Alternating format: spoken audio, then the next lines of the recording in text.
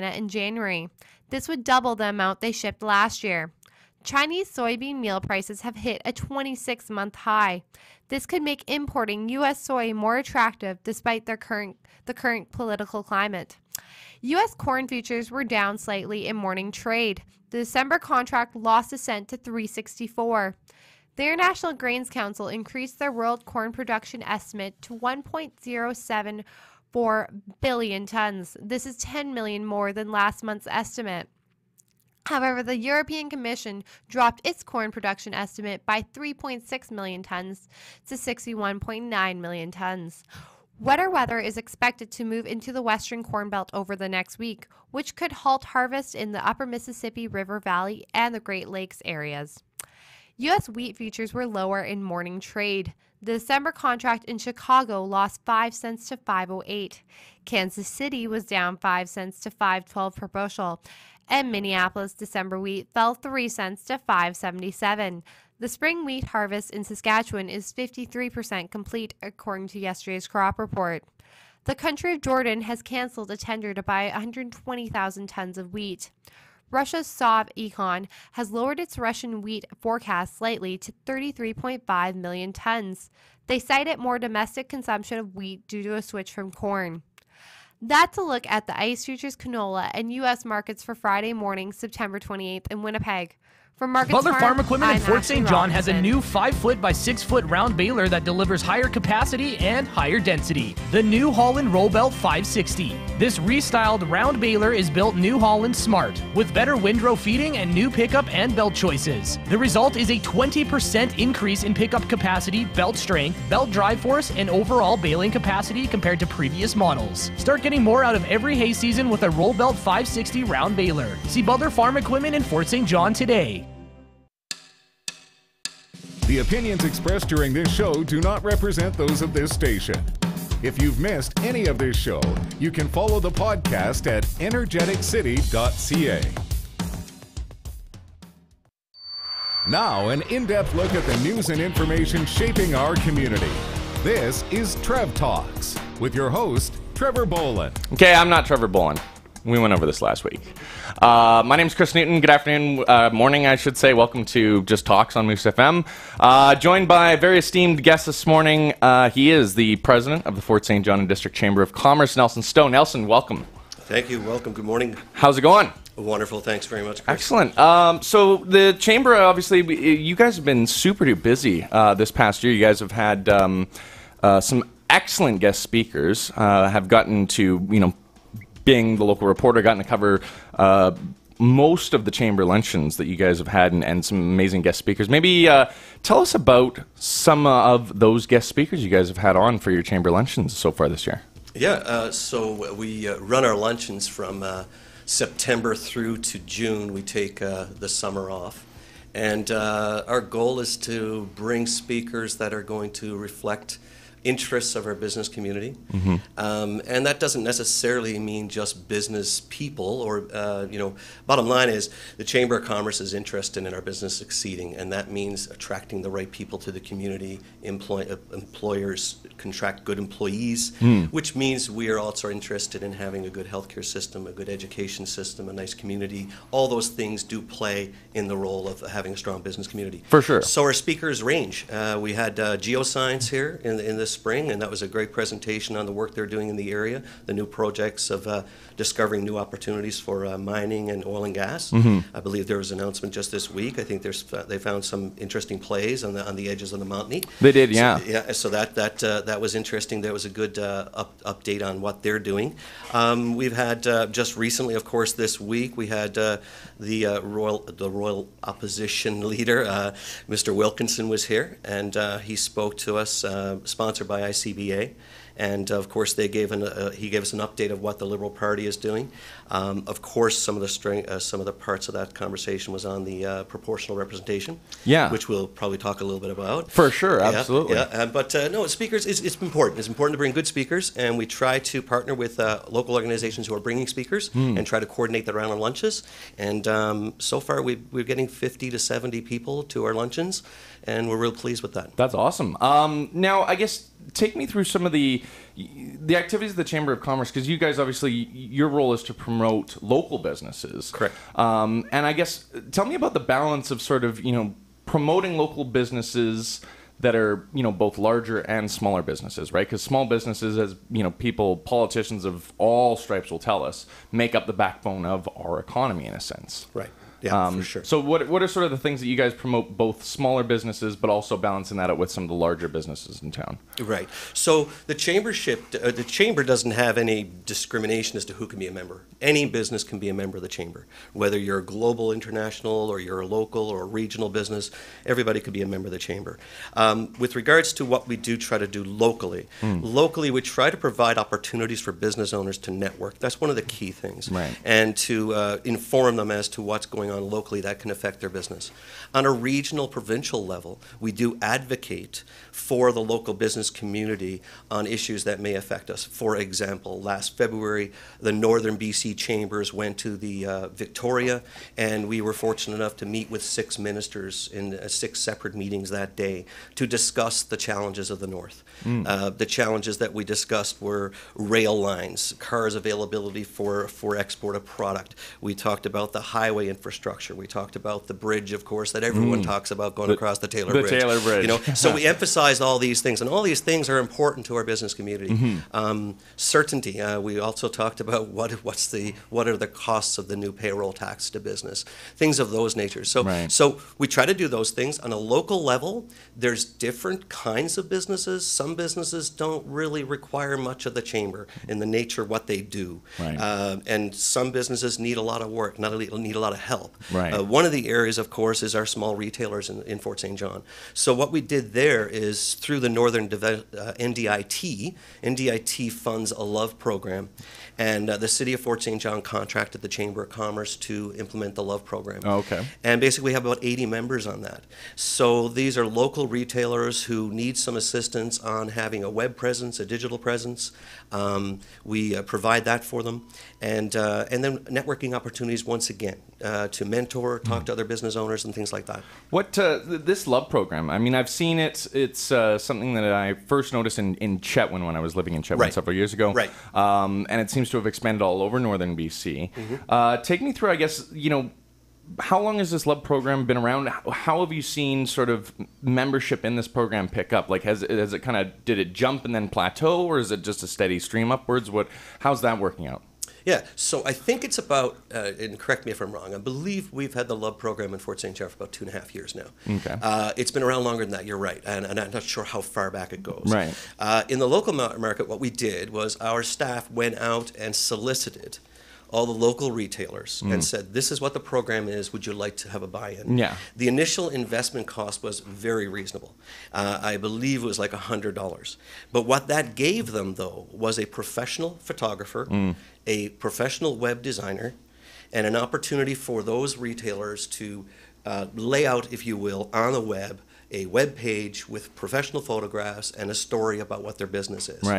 And then we run some contests for them. So we'll have prizes. If you buy at a LOVE location, you'll get a ballot into a prize, and try to just spark some retail activity for the local market to that LOVE group. It did plateau. We went aggressive at the beginning. I think like we said, we had about 80 members, and then it sort of plateaued a little bit. We're working on some plans for Plaid Friday. We have a Plaid Friday program that we try to implement, which is basically instead of Black Friday, we do a Plaid Friday for the local retailers. And we're working on some programs for maybe the Christmas season to incent local people to buy from the local businesses. Absolutely, yeah. I mean, because that's the thing. Like, you always hear about people here that want to. I think you look on local social media, one of the biggest things people ask for, we want a Costco here. We want a Costco here. And lots of people will do big shopping trips out to Costco or to some of the other larger retailers in Grand Prairie or Prince George, because it just, you buy in bulk and that just fits most people's fiscal budget. What are some of the ways that, the Chamber kind of helps people, I guess, understand that they should spend their money locally instead of, going to GP to do that huge Costco trip? That's a challenge, and some of those things you can't. You got to do your best. You have a couple of things there. First of all, everybody wants variety and selection. Price is important, but variety and selection is probably as important. And a lot of times people will go to larger markets for the selection and the variety. And that you can't really control. If every box store in the world is in Grand Prairie, there's a tendency that they're going to go there. For sure, yeah. I believe the local market is competitive. We also have, of course, a tax disadvantage to our neighbors in Alberta. Yeah.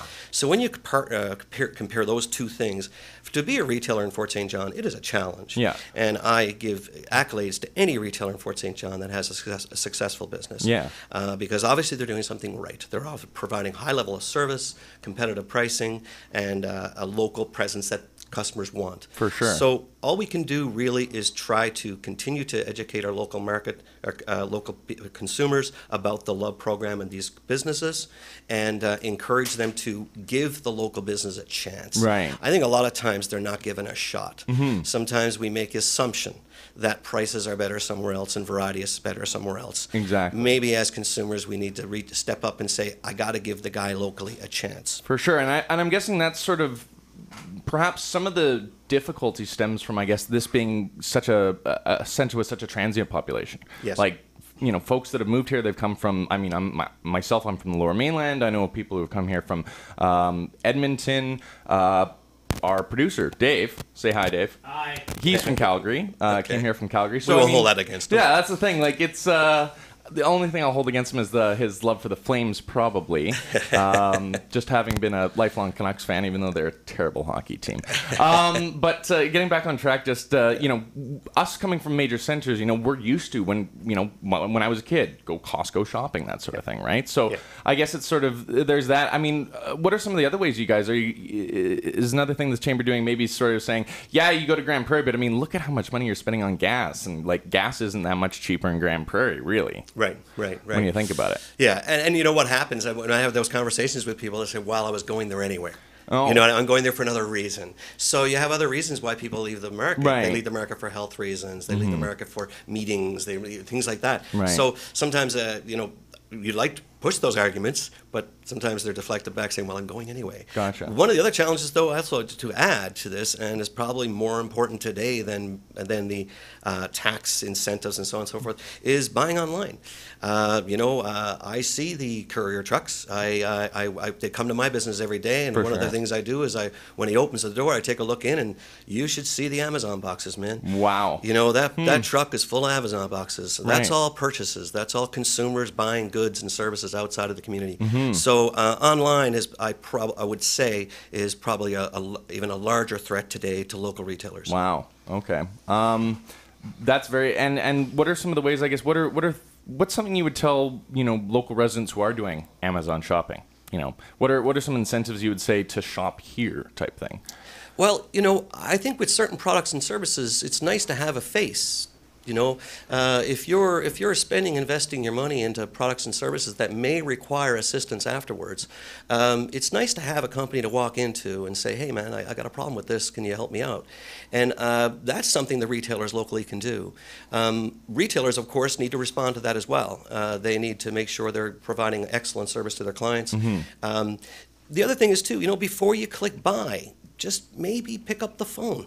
And just, I think we need, as consumers, we need to raise our bar. Right. And we need to realize that every time a dollar is spent outside of our marketplace, that's one less dollar that stays in our community. And those dollars do trickle through. I've heard numbers of 6 roll, if you will. A dollar spent in the community rolls through 6 times. Right. And that's significant. So I think we as consumers, all of us collectively, we need to be more conscious of where we're sending our dollars. And that's probably the best education I can give. I mean, you can't stop from it. We're a free society, a free market, and I believe in that sincerely. So, but we need to be consciously aware of where the dollars are going. Absolutely. We are going to we got to take a quick break, but we are going to be back after the break, more with Chamber of Commerce President. Pioneer Rentals provides exceptional service, training, sales, and rentals. We specialize in rentals of our self-contained deluxe portable washrooms that have all the home-style comforts. We also carry a vast array of transportation solutions that include Argos, side-by-sides, quads, snowmobiles, and rubber track carriers. No matter what the terrain, Pioneer has the right off-road vehicle for you. Pioneer Rentals, proudly serving 6 locations across Alberta and BC. See them at 101st Street, Fort St. John, and online at pioneerrentals.ca. The Conquer Dirt Demo Tour is back. Join Scanalta Power Sales at the Hinds Creek Golf Club today to test drive a new 2019 Yamaha ATV or side-by-side. Ride a Wolverine X2, Wolverine X4, or Viking SXS side-by-side, or a Grizzly 700 EPS or a Kodiak 450 EPS ATV. The Yamaha Conquer Dirt Demo Tour, today 10 till 4 at the Hinds Creek Golf Club. For more info, contact or Google Scanalta Power Sales, your nearest 5-star Yamaha dealer in Hinds Creek. Operators must be 16, hold a valid driver's license, and supply their own riding gear. Oh, nice. You got your iPhone screen fixed. Yeah, I got it fixed last week. Oh, I didn't even know you're without it. I wasn't. I went to Micro Consulting and they fixed it in 15 minutes. Seriously? Yeah, go there and you'll be without your precious iPhone for 15 minutes. Can Scrabble wait that long? Haha, hilarious. But I don't play Scrabble. It's Candy Crush. At Micro Consulting Sales and Service, they specialize in iPhone screen repairs. All repairs include a 6-month warranty, the best pricing, and a 15-minute turnaround. Micro Consulting Sales and Service, keeping you connected. On 100th Street and on Facebook. It's still going on. You still have time to save. It's the Model Year End Clearance Sale at Happy Trails RV with up to $1,500 cash back on all remaining Jayco travel trailers and fifth wheels. Now is the time to buy. For example, you can buy one of the fabulous Jayco North Point Penthouse Living Room fifth wheels, was $1,015, now on sale for only $89.9. There are only 2 left at that price. Or how about a Jayco J-Flight trailer, was $29.4, now on sale for $23.9. And with over 120 units indoors, it's real easy to see everything from tent trailers to motorhomes. Make some lifelong family memories. Get into a Jayco RV now while stock lasts. Don't forget, Happy Trails RV also has Spin to Win with tons of great prizes. Cash rebates up to $1,500, low interest rates, and just great prices. It's just the right time to buy while stock lasts. So hurry in and make your best deal at Happy Trails RV Model Year End Clearance Sale, North Grand Prairie. Truly the home of affordable family camping. You know when you're so proud of something you can't wait to tell everyone? Meet Ford employee Christina. One of the perks I get for working at Ford is the employee pricing. The price I pay is the same price you pay. Right now, you can get over $5,000 in employee price adjustments on a top-of-the-line 2018 Ford Escape. Plus, until August 31st, eligible Costco members get an additional $1,000. Ford employee pricing is the time to buy. So get your Ford employee pricing today. Conditions apply. Visit your local Ford store or Ford.ca. Hey, did you know that Alpine Glass is open on Saturdays? That's right, they're open on Saturdays. Hi, it's Coyne here from Alpine Glass. Do you find it difficult to get everything done during your hectic work week? If this is a problem that you have, I have some exciting news. Alpine Glass is open on Saturdays. Come and visit us from 8:30 a.m. to 5 p.m. and let one of our outstanding staff help you out. Your choice is clear. Call Alpine for all of your windows, doors, and glass needs. Professional, timely glass service. Open on Saturdays. Watch this show live on Facebook or download the podcast at Energeticcity.ca. This is Trev Talks with Trevor Bolin. It's not Trev Talks, it's Chris Talks. Trevor is going to be back after the election campaign. In the meantime, I'm Chris Newton, normally do the news here, joined with Chamber of Commerce President Nelson Stone. Nelson, welcome back. One of the big, obviously huge hot topics going on, and one of our guests was supposed to come by this morning. He had to cancel at last minute. Regional District Chair Brad Sperling was going to be talking with him about cannabis, which is a huge hot topic, and I know the city actually reached out to the Chamber of Commerce for feedback when they were going through with implementing a bylaw about where cannabis businesses should or should not be located. Maybe talk us through, I guess, the feedback you gave the city and what that rationale was about that. Okay. So we reached out to the membership through just a very simple survey, if you will. It was quickly done because the request for feedback to the city was impromptu. We sort of said, okay, let's get out to the members. So we did a very quick survey out to the members and our board members as well to get some feedback. Generally speaking, the feedback that we didn't get a ton of feedback, but the feedback we did get was more along the lines of safety to children, school zone buffer zones, park buffer zones, things of that nature, which we totally agree with. There should be buffers for those areas for safety of children and so on and so forth. I think the biggest thing really that we found was, being a business organization, we felt that the free market should decide certain things. Right. One being the number of stores in the city. We felt that the free market would basically make that determination. You know, if there is a consumer demand, then there will be a business supply. You know, so let that determine, let the market determine that. The secondly, we felt that there wasn't any real reason to put parameters on how many stores in a block or whatever the case would be. Of course, the zoning is important. C2, I believe, was the recognized zoning for cannabis stores. Yeah, provided it's 200 meters from a school, 100 Correct. meters from anything that's zoned a park. Right, right. But we believe in free enterprise, and not every business operator is the same. Everybody has a different way of doing business, and if you, like for example, the liquor stores have a zone, has a barrier, I think is a net kilometer or something like that. Yeah, one kilometer as the crow flies between stores, basically. Correct. Yeah. So if you have a business owner who is successful on attaining the corner of 100 and 100, the most visible and most busy intersection in the city, and that business operator is a poor operator, then you don't have choice. For sure. With an open market, you could have a business operator across the street that is an excellent business operator, Right. and they offer a better option, a better selection. Let the consumer decide. So that's the only real feedback, other than, you know, keep it safe from schools, keep it safe from parks, things of that nature. So that was the feedback. With regards to where you can consume cannabis, like cigarette, I think we more or less defaulted back to the city on the same regulations that I think the same smoking regulations. You know, you got to be 9 feet from. So more or less we threw it back there. Some of our members came back and they're totally opposed to it all, but we felt that, you know, that's not our decision. Yeah, the decision was a federal decision. Right. We're just basically being asked to have some input in the implementation. Sure, for sure. Yeah. Getting that sense, was there a majority of members that were, you know, still opposed to this legalization, or do you feel that many of the members have kind of embraced it in a sense? I think most have just, okay, it is what it is. Let's carry on. Right. Of course, there were some members who are totally against it. Yeah. But you know, there's not much we can do for them. Right. You know, but no, I think that's why I think the survey response wasn't well responded to. We didn't have a high return on the response. Right. You know, on the survey. What do you think are some of the challenges about the upcoming legalization of cannabis from a business owner standpoint? Do you think that there's going to be, you know, business owners are going to have to change the way they sort of, you know, have to have policies in place about, you know, intoxication in the workplace? Where do you feel there's going to be challenges there? Well, we had speakers last year come to the chamber, one of the luncheons actually, I think it was probably a year ago, right. With regards to that. And what I've learned, and please, I might not be totally correct on this, you know, but what I've learned from it basically is impairment is impairment. That's more or less the message that was delivered to us.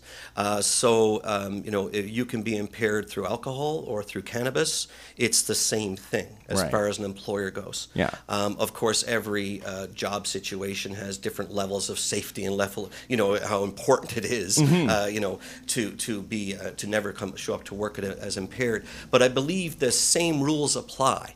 So I don't think the world is not changing that much. You know? Yeah. If someone comes to work impaired with a smell of alcohol and someone comes into work with a smell of cannabis on them, you can suspect the same level. There could be impairment. For sure. So you as an employer have the same rights as you do today. Right. It's the same rules. It's just, you know, one is alcohol, one is cannabis. It's kind of treated the same way in a sense, really. Yeah. Now, what about last guest speaker, of course, most recent one, Andrew Wilkinson, leader of the BC Liberal Party, I should say. He spoke about a number of issues. Mostly, his topic of conversation seemed to focus a lot on proportional representation. Where does the BC Chamber, and by extension the Fort St. John District Chamber of Commerce, sort of stand on PR? What are your thoughts on this whole upcoming referendum, really? Okay. With regards to the BC Chamber of Commerce, I have not read in detail their position on this. Okay. I can speak to what we have discussed at the board level here. Sure. Regardless if you agree or disagree with the proportional representation, I believe there's a consensus that the process in which they're going about this is flawed. To say right now, if only 500 people submitted a ballot and 51% of those 500 people decided to have a proportional representation type government, it will be implemented. That's 251 people basically out of, what, 5 million, 4.8 million that live in the province? Correct. So I think that's where we feel it is flawed. Secondly, we're in a rural area. There's no weight given to the rural communities of BC. Yeah. So in the past, there was a weighted balance to the rural areas, I believe. Sure. You know, I think it was 06, and what years you might know, 05 Chris? and 09, yeah. Thank you. That 05. was during those provincial elections. Correct, when thank those you, happened, 05 and 09. The other thing is that we feel that the ballot should be a referendum type that is in a normal electoral cycle. Right. We should be able to go to the ballot box and pick your candidate for a provincial election and at the same time answer this question. For sure. The last, I believe, was that it should be a simple yes/no. Yeah. It is confusing. And I read about it, and I jumped online, and I did as much reading as I could.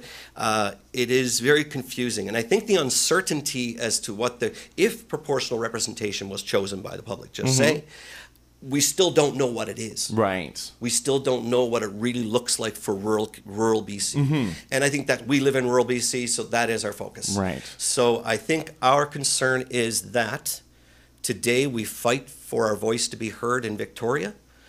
And I believe, based on the information we have at this point, without, because there's very little clarification on how this is going to go down, we may have less. Yeah. And that is our concern. One thing I did find very interesting, actually, Andrew Wilkinson did say that if the BC Liberals do form the next government, he would actually reconvene the Citizens' Assembly on electoral reform. Same assembly that came up with the single transferable vote option that was put to a referendum both in 2005 and 2009 at those provincial elections. Yeah. One thing I also found very interesting about the past referenda, in 2005, there was a majority of BC residents who did vote in favor, although it failed to pass the threshold set by the government of 60%, so sort of a supermajority, including in this region, actually. Peace River North and Peace River South both voted in favor of electoral reform in 2005, but then voted against it in 2009. What do you make of that? Do you think that there is an appetite for some kind of electoral reform up here, but just not what is being proposed right now by the provincial government? Yeah, a good point. I think that there's a belief that everyone's vote doesn't count. Right. And the way I see it is changing the electoral system going to increase the number of people going to the voting booth? Right. And I don't think that's proven out. Okay. And so we have a low voter turnout. Yeah. And how do we improve the voter turnout? Now, is the voter turnout low because people don't trust the system? They feel that it's rigged? Do they feel that their vote is not counting? So what can we do to adjust or change the current system? And I don't think that question is asked enough. Right. Some people say get rid of the party whip. Allow candidates in a party to vote their constituency's conscience, right. if you will, yeah. not the party line. There's debate on that. So is changing the electoral system going to increase the number of people going to the voting booth? Right. I don't know if that's true. Is changing the current system? I think my personal opinion, I think you'd rather tweak the current system, increase voter engagement, yes. and maybe carry on. So that's where I'm For at. sure. What do you think are ways we could, improve the voter turnout apart from, beating people and dragging them out of bed and saying you must vote regardless, even if you spoil the ballot, just you have to do something to go to the polls. Yeah. That's mandatory. Like, do you think we need to implement mandatory voting? Well, the extreme side, I believe Australia. I believe Australia has some mandatory voting. Yeah. I read one time that for a true democracy to be represented in the governance, you need to have 70 to 75% of voter turnout. to have true representation. Yeah, which we definitely don't have here. We don't. Personally, I mean, I don't know. I vote, so I guess I wouldn't have a problem with mandatory voting, right? Yeah, exactly. but some people might, you know. But I'm not quite sure, Chris. I think we'll have to work on that one. We definitely should. We are out of time, but no, absolutely, Nelson. Thank you so much. It was a great conversation. Thank you so much again for joining me here for Talks on Moose FM. We are going to be back next week, so stay tuned for who we have then. It'll hopefully not be as last minute to get a guest on as it was this week. Thanks so much for listening. Thank you. Our community first. This is Trev Talks with your host, Trevor Boland.